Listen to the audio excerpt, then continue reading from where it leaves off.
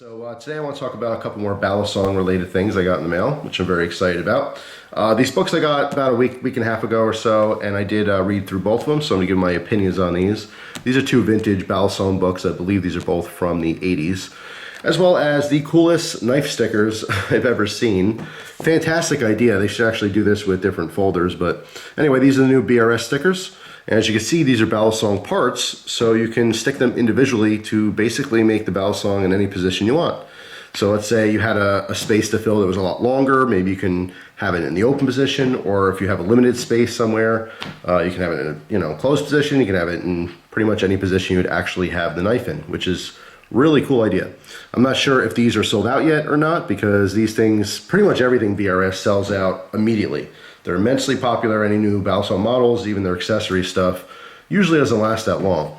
So there's just a quick demo. As you can see, just put the parts all together here. Some quick things to note is, as far as the handles, one handle actually has the hole here for the latch. So if you wanted to orientate that properly, you could do so. And also blade first instead of the handle first, so the handles are on top of it. And yeah, I mean, you can have this in any position you want. So that is an awesome idea. I would love to see, some folder versions of this style of sticker. It makes total sense. You basically have your knife in any position you want. Really, really cool. So yes, that is that. Let's talk about the books here real quick, one at a time. This one is Balisong, The Lethal Art of Filipino Knife Fighting. You can see the authors there.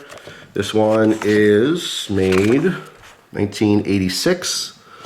Now, in reading this book, they do give you a little bit of history here, and it's interesting too, because this is from a Filipino perspective. They will, in this particular book, I think it says it's like 400 years old and so forth. And as I talked about in previous videos, the Balisong history is a little bit fuzzy as to, what country technically had it first. A lot of people do believe they were available in the Philippines. They just weren't patenting anything at the time, and they weren't spread all around the world yet.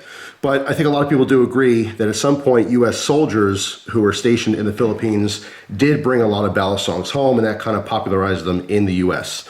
So that most people kind of agree on. But as far as all these different Balisong books, sometimes the history is a little bit different, which can be a little confusing if you're new to the subject, but it is a little conflicted. So this one has some basic history, basic parts and stuff, and depending on the book, and especially the time period that it was written, part names can be a little bit different. But most of this book is basically showing you different defensive techniques. What's interesting about this one is they do focus in the beginning about different non-lethal techniques. All right, using basically the Balisong closed. Without using the blade, there's a ton of different things you could do, which you can't really do with a traditional folder, such as pinching. That would hurt tremendously.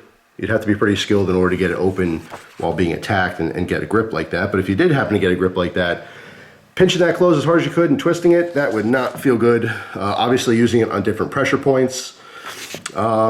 Interesting too, unlike other folding knife designs, is you can use this almost like a nunchuck, in the fact that when you're opening it, there's tremendous, especially when you're whipping your hand like that, there's tremendous speed and force on that opposite handle, and you can use that to basically flail and whack things that are sensitive, like the back of a hand.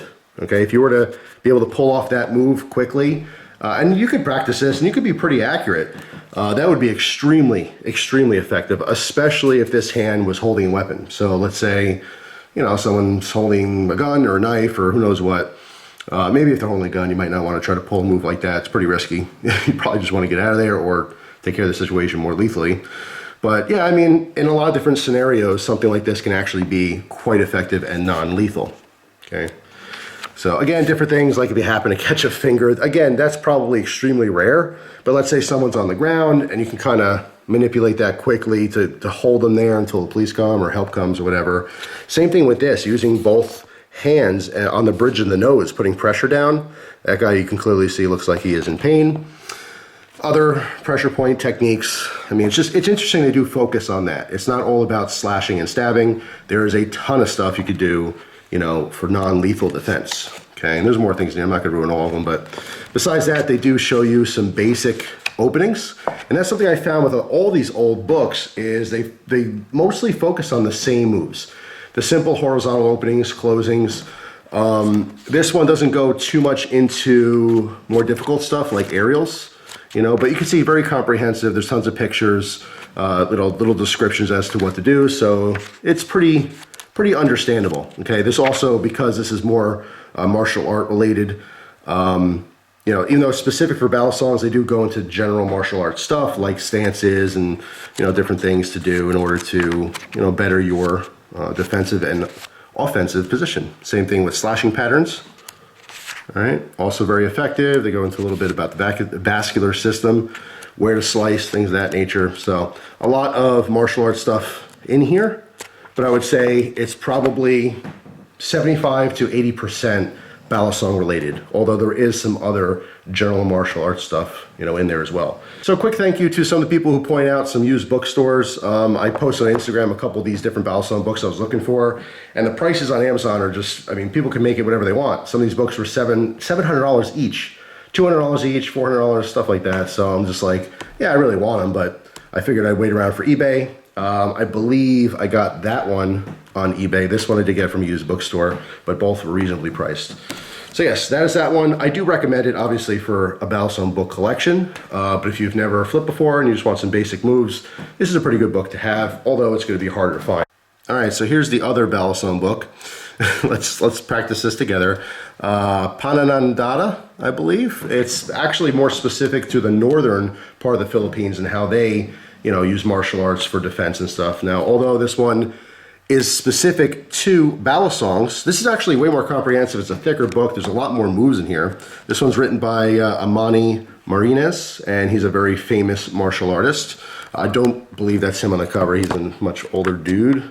Actually, that's his arm in all these pictures, but there might be a picture more of his face in here somewhere. But anyway, that's him in these pictures. I'm not sure if that's him younger or just someone represented on the front. What's interesting about this is you can see the Balisong sword. If you can't tell, that is a Balisong. And I've seen Balisong swords before. I've never owned one. I got very close to buying one once back when eBay allowed actual Balisongs and not just trainers. But there's also pictured here. All right, here's two different variations on the Balisong sword. And it is flippable. Obviously, as you can imagine, it's you know, a lot more difficult. I think this one on the bottom here is saying it's 15 pounds. It's the largest Balisong, this, at least during this time period that they knew of. Measured 54 inches. That is crazy. It would definitely take some know-how to flip that thing without actually cutting your head off. This book is actually very comprehensive in all different styles of opening, closing, drawing. I mean, again, I'm not going to go into too many specifics in case you guys want to find this book on your own, but there's a lot more moves in here, okay? And what's cool is they also get into aerials and a little bit more technically, you know, advanced moves. Unlike a lot of the other Balisong books, they stick to the basics. Basic opening and closings. This gets a little bit more in depth, all right? So, very cool. You can see tons of pictures. And that's all this book is. It's just moves. There's not a lot of history here going on. It's basically just telling you how to flip it. So, very, very good book. If you had to just pick one old book to learn literally how to flip Balisongs without watching videos and stuff like that, this would be probably the most helpful of all of them.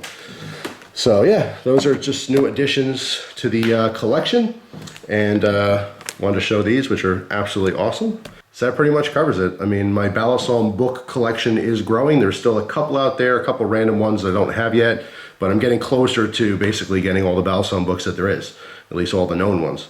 So anyway, if you guys have a cool Balisong book, let me know down below. And thanks for watching. Hope you guys have an awesome day, and I'll see you soon. Take care.